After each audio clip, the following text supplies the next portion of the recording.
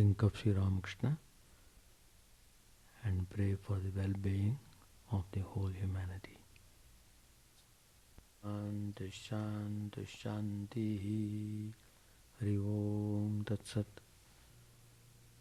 Om Stapakaya Cha Dharmasya Sarvadharma Swarupine Stapakaya Cha Dharmasya Sarvadharma Swarupine Avatara Varishtaya Ramakrishna Te Namah.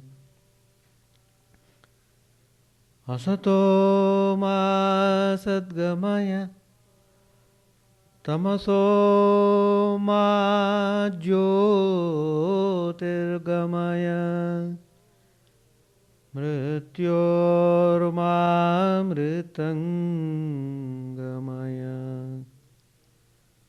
Om Shanti Shanti Shanti. Let us bow down to Sri Ramakrishna, the embodiment of all religions, the Supreme God incarnate. Let us pray to Him to lead us from the unreal to the real, to lead us from the darkness of ignorance to the light of knowledge, to lead us from death to immortality.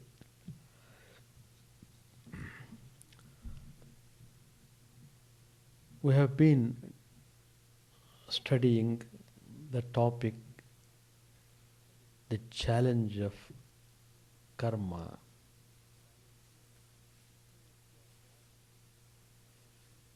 As soon as we are born in this world, we start our karma. That is, activity is started as soon as we are born in this world. The world is always full of activity in some form or other. Everyone is acting.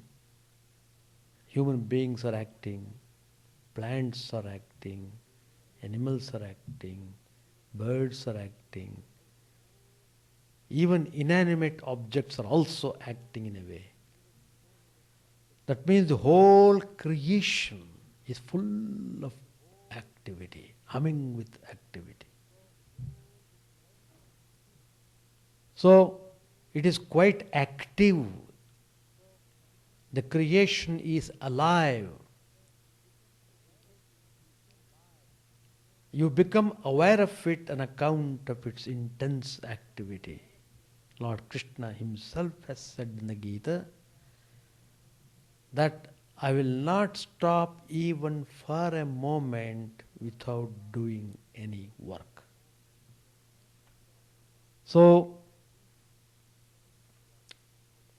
that means we are in the hub of activity. But then how you conduct yourself, how you transform karma into transforming yourself spiritual way.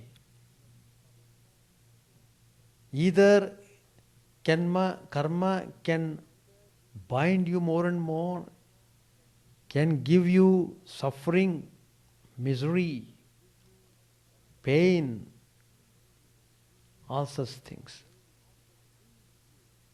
But karma can also release you from all these negative reactions.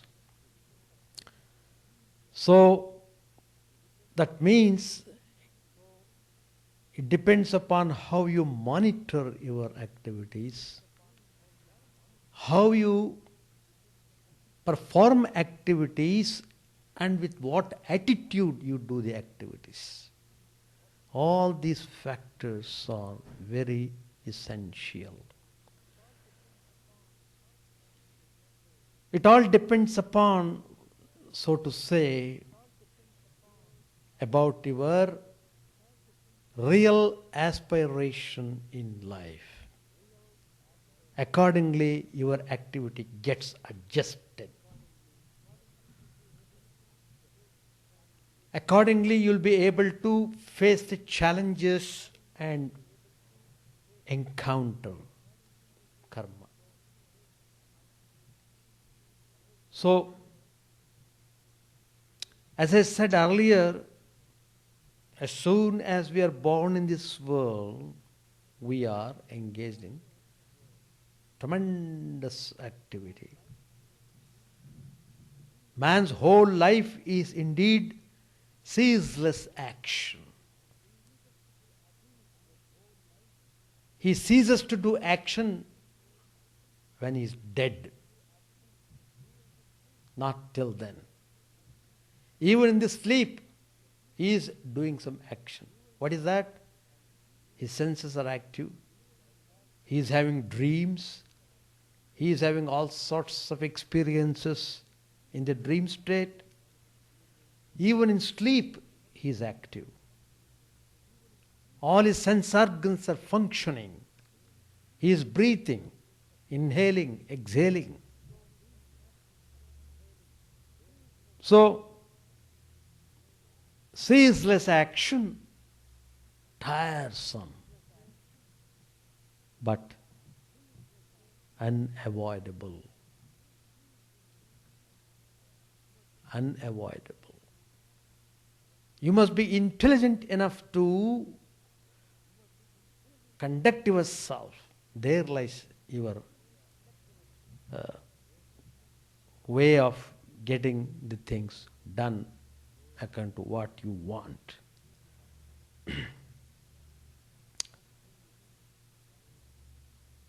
How true it is, Sri Ramakrishna has said in the Gospel a story about a farmer. He was a very good person. He had only one son.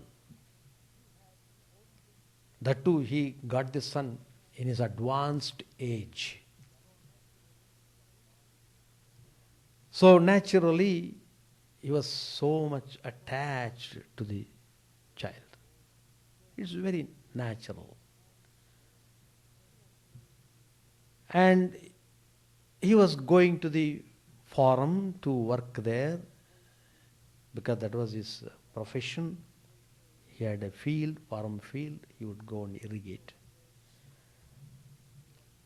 So one day, he was working in the field, totally concentrating upon his work. Then immediately he got an information that his son had fallen sick and that the boy was in a dangerous period. That means he was on the point of death. When he got that information, the farmer went back home, but by the time he reached the home, the boy had already died. It was a terrible situation. But it was not in his hands why it happened, how it ended up. Everything going on as it should go.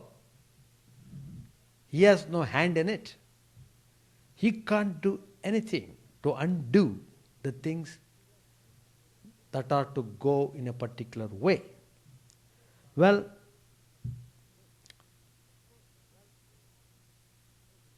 of course, he analyzed the situation and maintained his calm posture. He did not collapse because he lost his son. Otherwise, it would have been another great tragedy. Poor that lady should have to work very hard without anybody to take care of her, if the husband had collapsed. But fortunately for her, she had a very good husband who was greatly spiritually oriented. So, but as a mother, she felt very sad and she began to cry. The more she remembered the boy, the more she began to cry. She could not control. She was in terrible anguish. It's all natural, very natural. Her eyes had become blood red, full of grief, full of emotion, totally disoriented mind. Almost at the point of becoming mad. She was at that terrible situation. She couldn't control herself. She could not bear the loss of her only child. And she was more shocked to see the attitude of her husband. What? Our only son had died, and this father is not shedding even a drop of tear.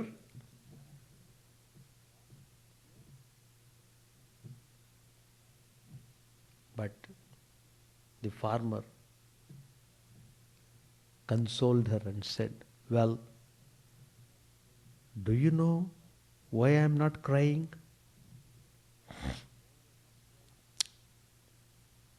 Hear me attentively. Last night, I had a dream. So, I was just very robust, moving person, and all the people were giving respect to me. I had become their king. So it was a great joy for me in that state. And I had 7 princes. All these princes were good looking, and they were all virtuous, well based in character. They grew up in stature, and they acquired wisdom and knowledge in various arts. I was at the state of maximum happiness. Just at that point, I suddenly woke up. Then I realized it was a dream. Well, now I have been wondering whether I should weep for those 7 children or this one boy. To the Jnani, the waking state is no more real than the dream state. And this particular farmer was a Jnani, man of wisdom. Because he had that wisdom, he could bear that shock. He could bear that shock and he could encounter that karma. The point is, one cannot escape karma. Gahana karmano gatihi. The path of karma is mysterious. So, as I said earlier, there is karma in all stages. In whatever state you are in some way or other engaged yourself in karma.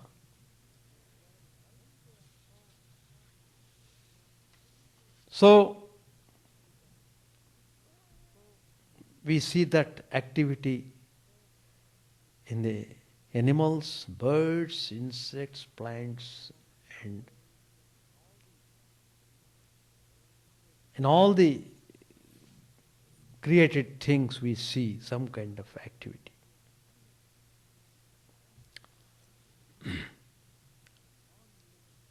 Even the non-living entities, mountains, oceans, stars, planets, even there is tremendous activity.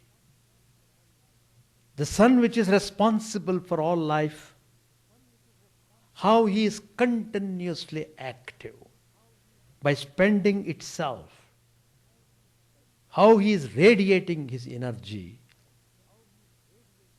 The sun is constantly radiating the energy. 24 hours. There is no rest for the sun. It may be night here, but it is daytime in the east. When it is night there, it is daytime here. That is where is rest for sun. He is continuously giving out energy, giving out. That is, he is sacrificing himself for the welfare of the creation. The best example is sun. Totally selfless. Giving out. It is because of sun's energy we are all acting and jumping and playing and doing things. So, in the vast process of nature, animate and inanimate, there is karma. Karma, which Lord Krishna puts it as yajna. Yajna means sacrifice. And the higher meaning of karma means sacrifice. What propels karma? This ceaseless chain of action. It is very interesting to know. And it has been diagnosed very clearly. Very clear. What propels karma? It is desire. Desire.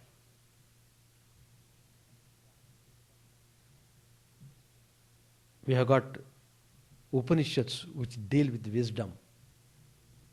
That's why those who come to Vedanta, we always tell them, please read Upanishads.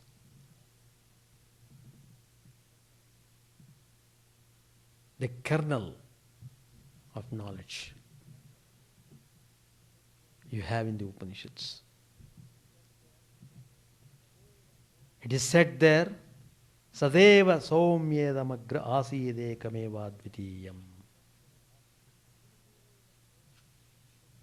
The meaning is, in the beginning, before the creation, what was there? Existence alone. One only, without a second. And some people say, even that existence, before that existence, it was in a state of non-existent state. That is to say, avyakta, unmanifested state. But it became manifested When it manifested, it became one only, without a second. Then what happens? The Upanishad again tells, Tadaikshata pahusyam prajaye yeti. The creation began. How? From the desire of God. The one without a second, to be many. So that's what we call Parabrahman. The divine being before the manifested state is called Brahman. When he manifested himself, he desired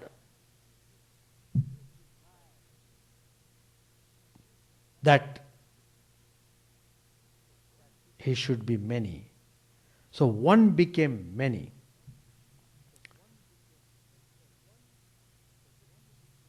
So one projecting in infinite ways.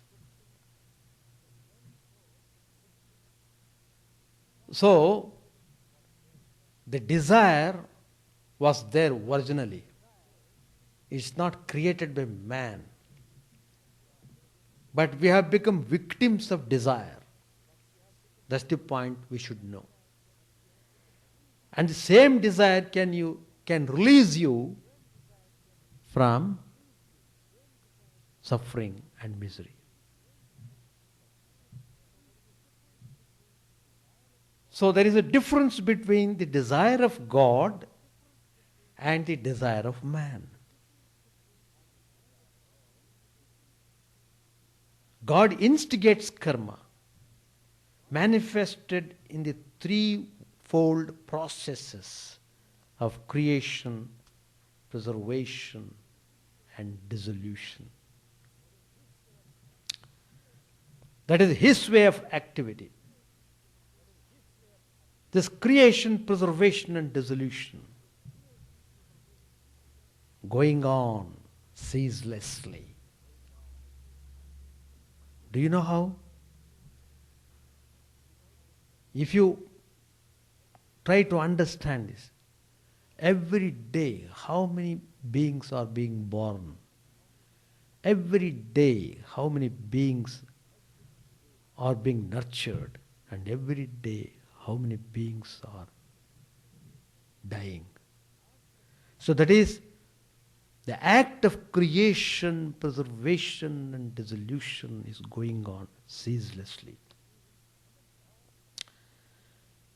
Amidst all these activities, God is above this show, ever unaffected. Ever unaffected. Lord Krishna says in the Gita, Padma Patra Mivambhasa, like a lotus leaf in the water. Though a lotus leaf remains in water, it is practically untouched by the water. When it is taken out of the water, no water clings to it. That's the way how God does action. He does things, but he is not affected by it. The opposite is our way. We do things and get affected. So, coming to the human level, we see that man wants certain things to emerge and grow. In the case of a child, its actions are motivated by unconscious desires. It wants to play, it wants toys, it wants this. It shows inclination to things. So, desire is manifested in so many ways in the child. But as a child grows, conscious desires come in and form a part of its mind. If the endless desires are left to themselves, life will be very complicated. So, there is a necessity of directing and shaping our desires. Herein comes the importance of education. You have to learn. It's very important. Don't keep yourself in a state of ignorance. It is terribly dangerous to be ignorant. Always try to know the things. Open up your intellect. Become more and more sharpened. That's the way how you should use your buddhi.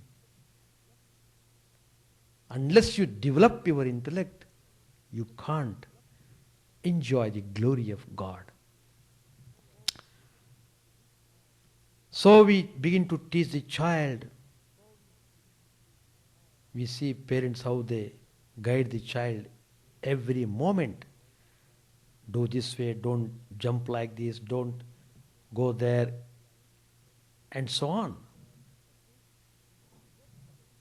That means we direct our desires, we train our desires. Otherwise, the mind of man becomes a jumble. That means you need to train yourself, you need to discipline yourself. You need to be systematic in your activities. However, the mind continuously brings desires. Why does man involve himself with endless desires? Why is not he satisfied even though he knows that maybe 1% of his desires can be fulfilled? He knows all the desires cannot be fulfilled. But still, he keeps entertaining the desires.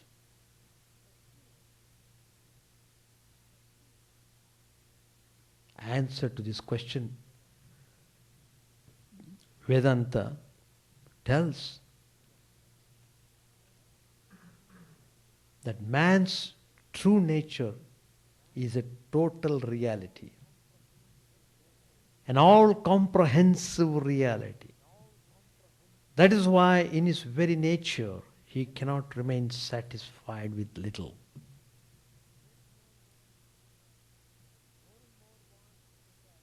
He more and more wants totality, the totality of knowledge, the totality of wealth, the totality of health, the totality of happiness.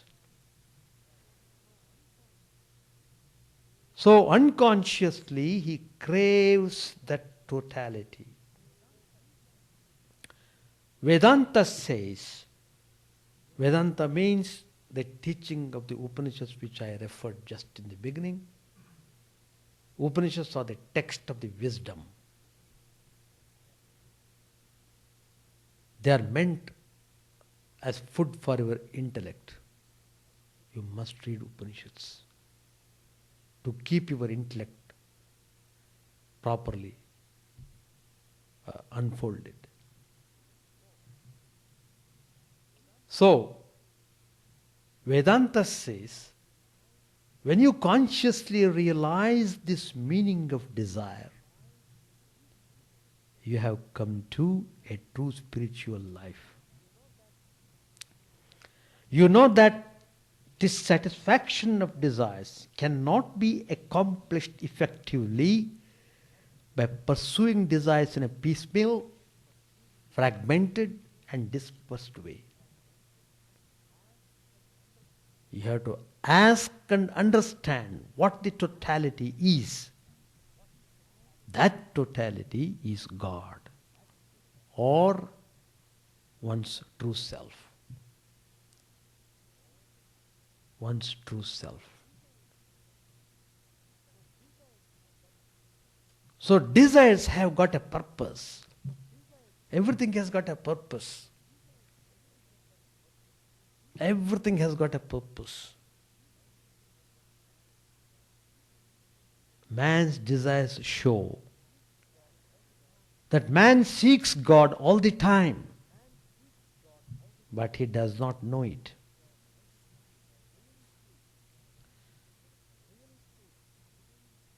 Really speaking, it is the desire for God that impels man to seek what is not God. It is a self-contradiction,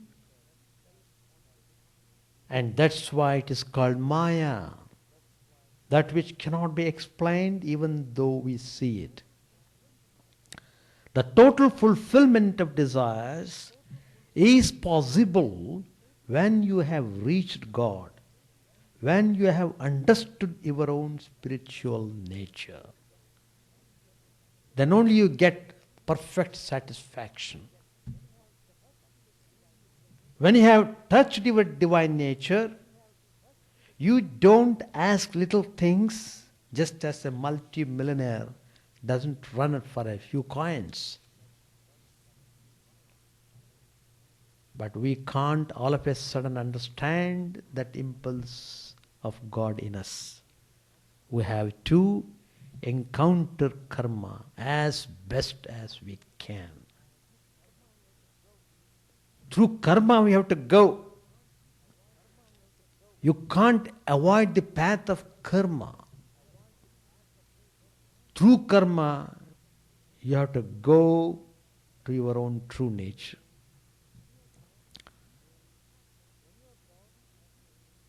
When you are born as a man, you can't be free from desires.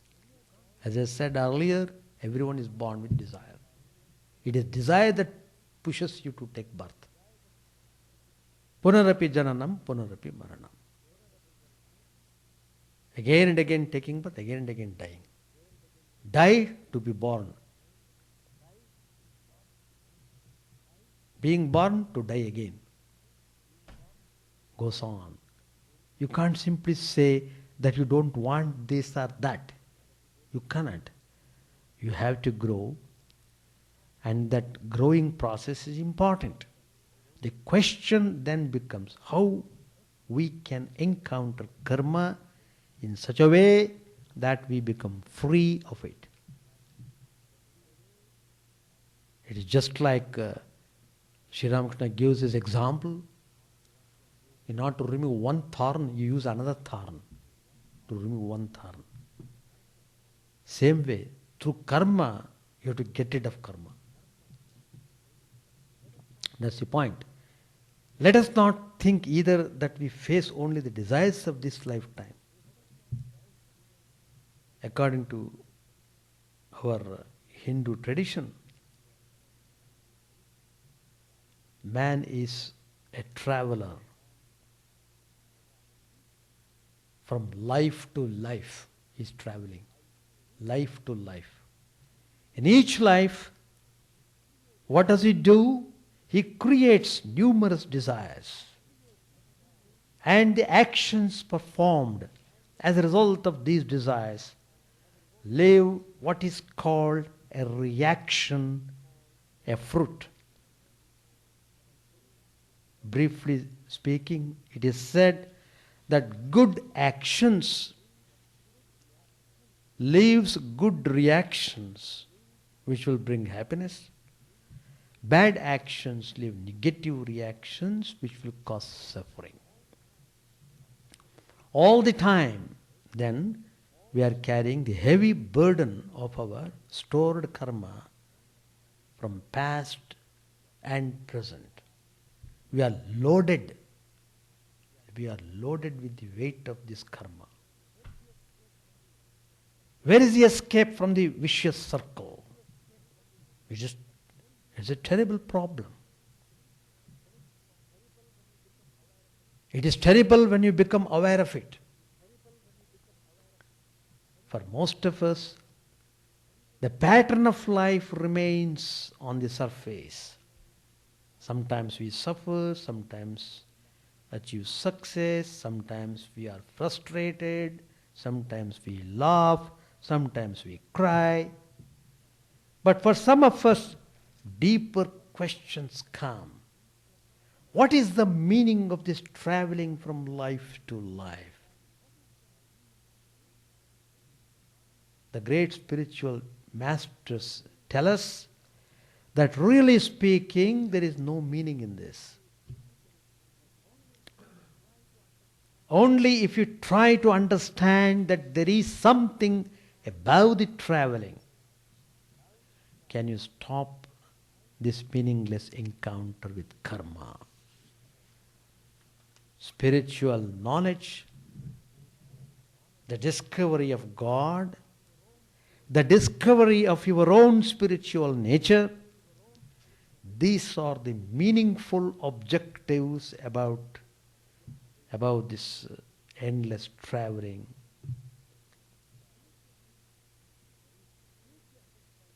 When we seek the understanding of these spiritual goals, we face and encounter karma in a different way. Any karma is motivated by a desire and is directed to an objective.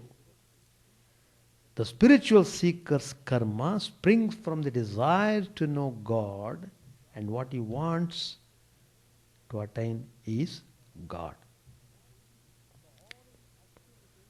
So all his activities are meant for realizing this objective, to see God.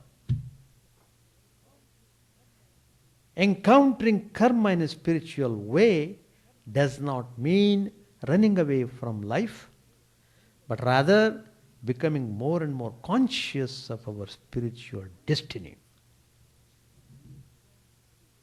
If we can experience God, then we rise to another level where there is real peace, because God is above this so-called life bound by the laws of time, space and causation. Therefore, for a spiritual person, encountering karma becomes the way of transcending karma. Now there are three ways to encounter karma fruitfully. The first way, Lord Krishna says, is to do whatever you do with the spirit of detachment. You are born with desires, but you now curtail them because you are a seeker of freedom. You think deeply and discard some of the desires which you don't want. Why should you want to bother unnecessarily with so many things? So you just remove desires. You just organize the things. Whatever you do, you will do with great responsibility and care.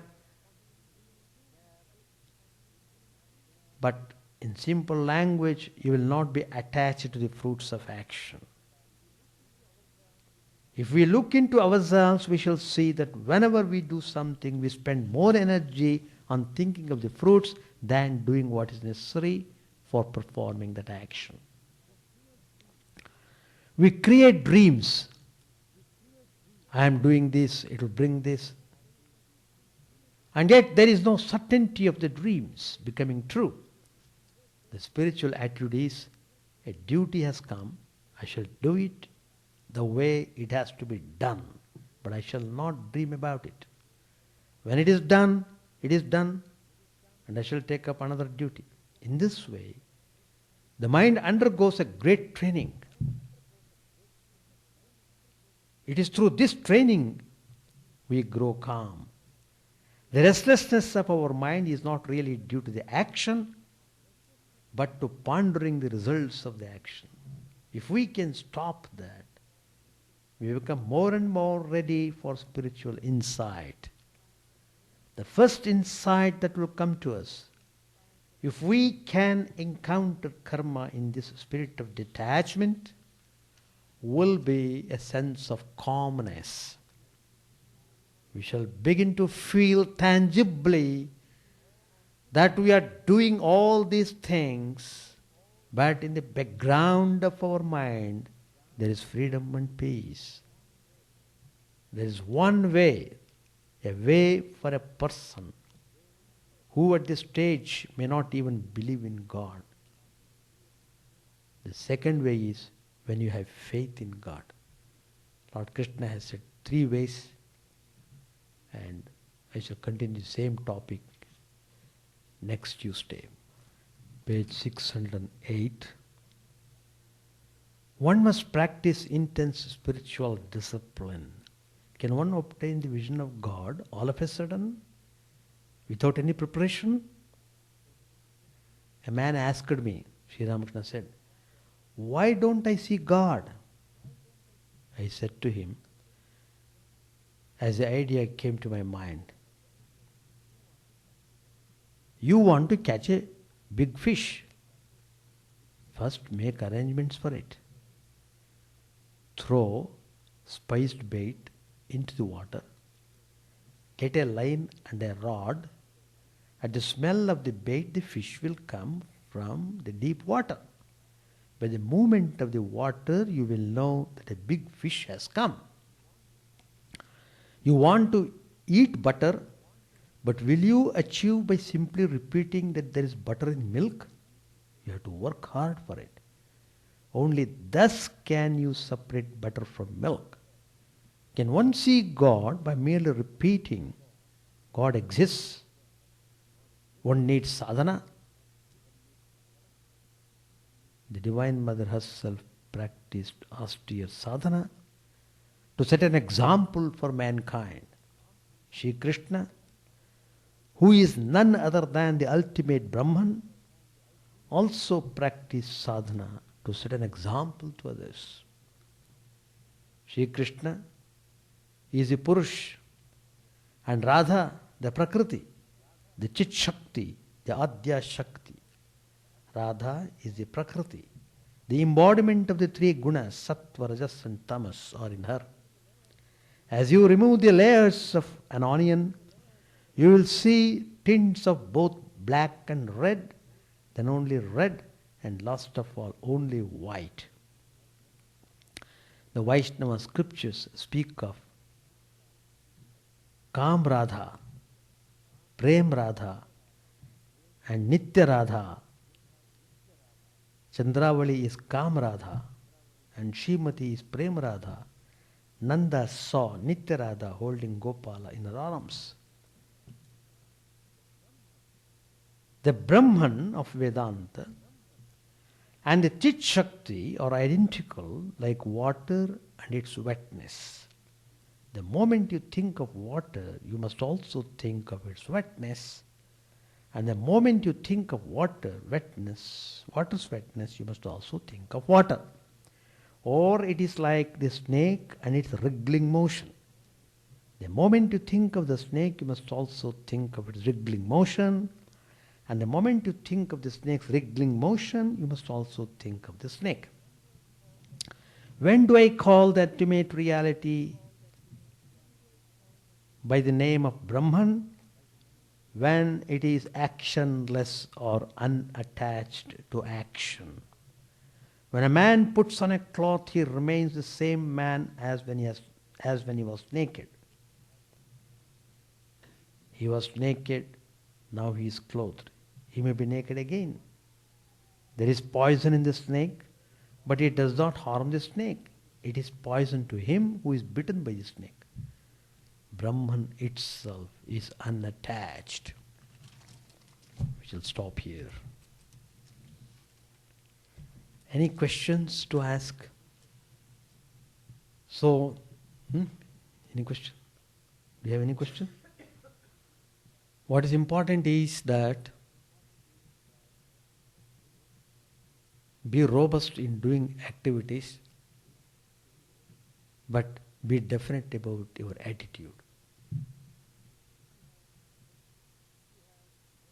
If you have worldly attitude, it will have one effect.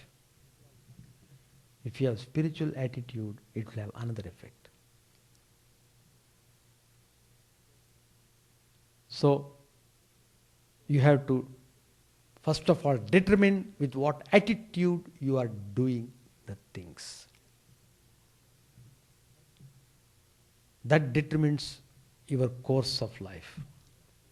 That determines your destiny. That determines your path. That determines everything about you.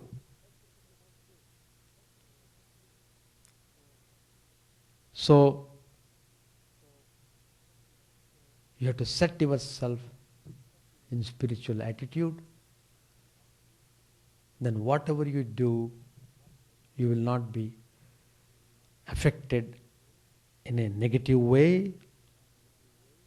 On the other hand, through action you become strong, you become vigorous, you become determined, you become strong-willed.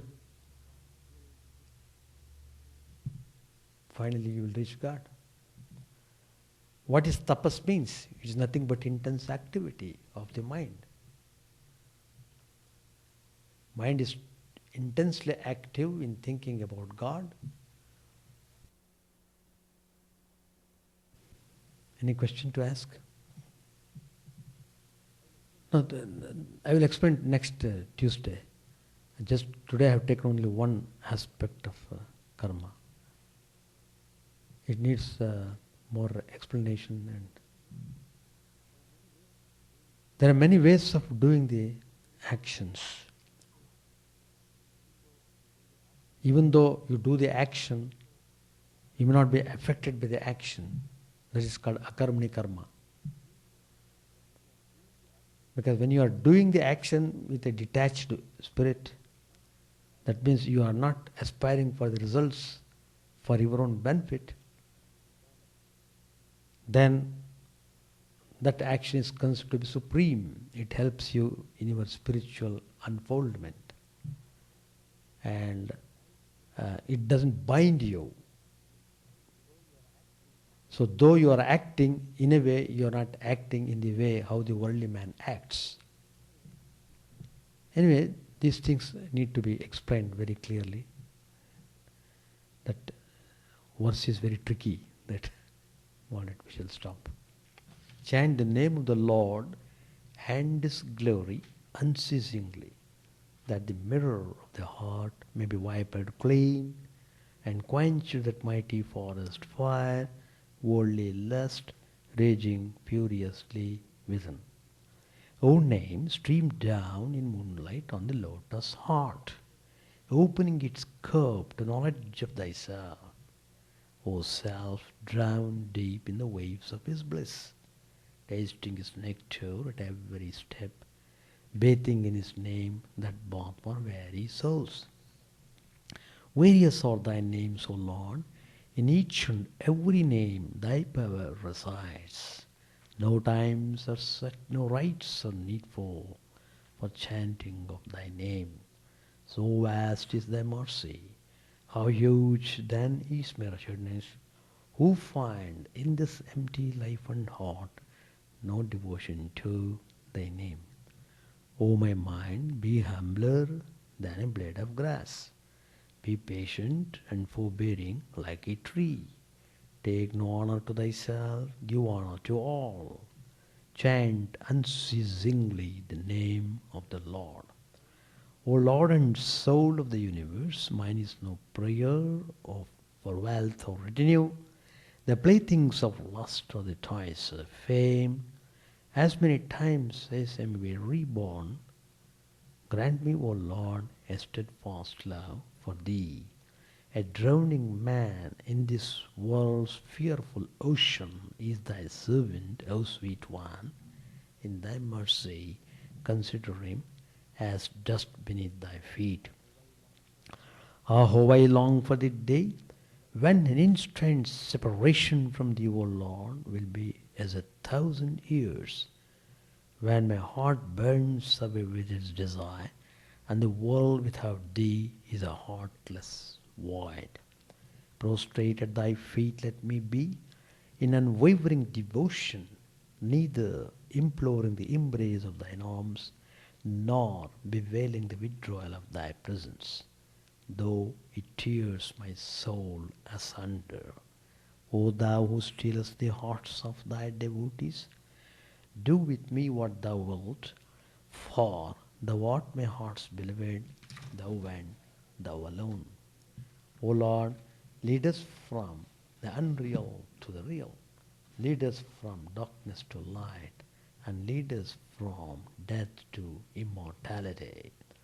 May all be free from dangers. May all realize what is good.